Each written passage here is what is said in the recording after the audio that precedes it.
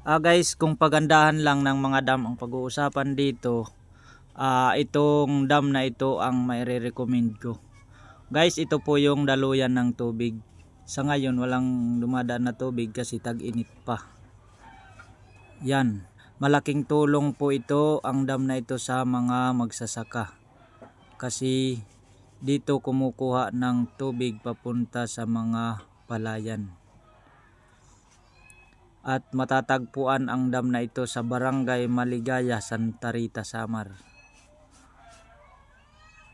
Malawak po ito at saka malalim. Dito po ako sa ibabaw ng tulay. At ang daanan naman ng tubig papuntang ibaba ito.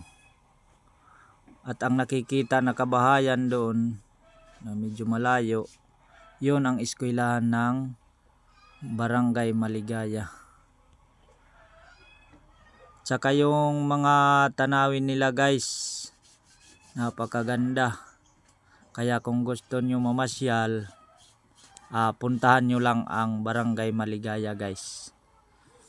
Maganda ang mga tanawin dito.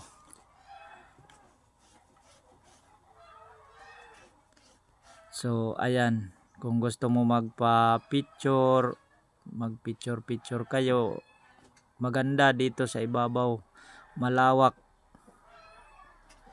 Pero guys, mahigpit na pinagbabawal dito ang maligo kasi malalim po ito. Bawal lumusong sa tubig. Hindi pwede bumaba. Kaya nga nilagyan ng bakod. So ayan guys, napakalawak sa ibaba, napakalayo. Pero pag maulan guys, malakas ang tubig dyan na dumadaan.